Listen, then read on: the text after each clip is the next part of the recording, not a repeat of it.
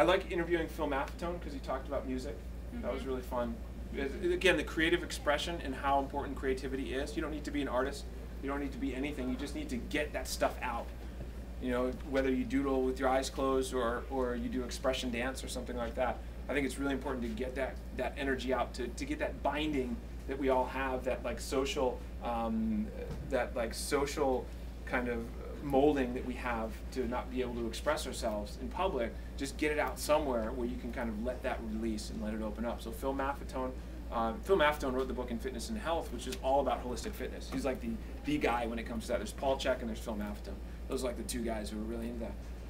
Who else have I interviewed that I really enjoy? I had a chance to meet with Fred Bishi. That was really valuable. He's been a long-time raw fooder, maybe 40 or 50 years he's been doing this for, and he has a lot of great valuable information. He's not a dogmatic type guy, so he's like, look, you can live a long and healthy life if you eat an intermediate type diet, even with some animal protein. So I kind of like that approach because it does. Because what if? And I'm not saying this is on like a raw food or a vegan or any sort of specific paradigm. But what if you were stuck to a dogma and a paradigm so strongly that literally the thing that you needed was like right here, and you were feeling too stubborn to break out of that just to get that one thing?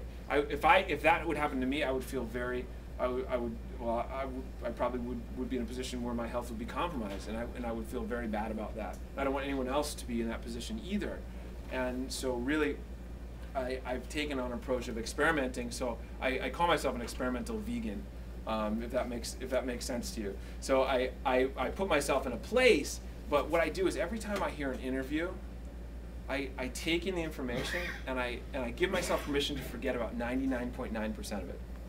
Isn't that good? That's like reliving. Like today, like you can forget everything that we've said except for 0.01%, right? And what's that 0.01%? Well, the one thing that resonated with you.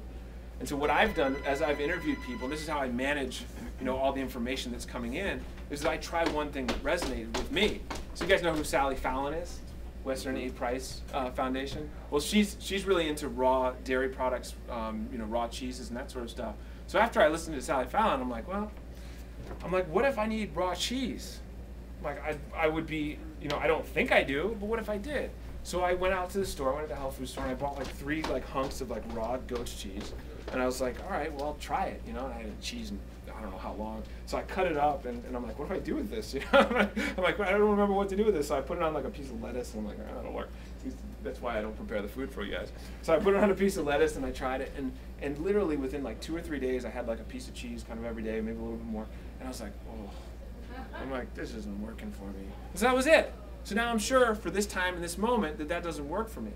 And that was my lesson or my education from that specific situation. And I think that that's a really valuable way to deal with all this information that's coming in, because you can get confused. You can get your lines crossed. You can get information. You get information from the media. In 2005, the Journal of American Medical Association came out. No, this is not the JMA. This is the CNN. CNN came out with an article that said coffee is a good source of antioxidants. What? At that time, all our personal training clients were coming to us and saying, "Oh, I can drink coffee now." And I'm like, "Oh no, what did it do?" So I looked at the article, and I looked at where it was sourced, and I clicked on the link. It actually had a link, so I went to the actual research paper. And you guys know these research papers, they have this like little abstract that's like 4 sentences long, and then there's scrolls of information below it, right? So this little abstract, I don't know why they just don't write the abstract, save them a lot of time. They have to write all the paper. So, but anyway, you got this little abstract, and they said, coffee is where Americans get most of their antioxidants. It's a lot different than coffee is a good source of antioxidants, right? And it went on to say that coffee is not really a great source of antioxidants, things like cherries and blueberries. They didn't say goji berries, but there are other things that are higher in antioxidants than coffee.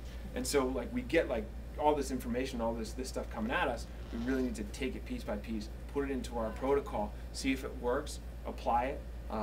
If it doesn't work, take it out. If it does, keep with it, and know at the same time that it might not be the same 10 years from now, or it might not be the same 20 years from now, or 30 or 40 or 50.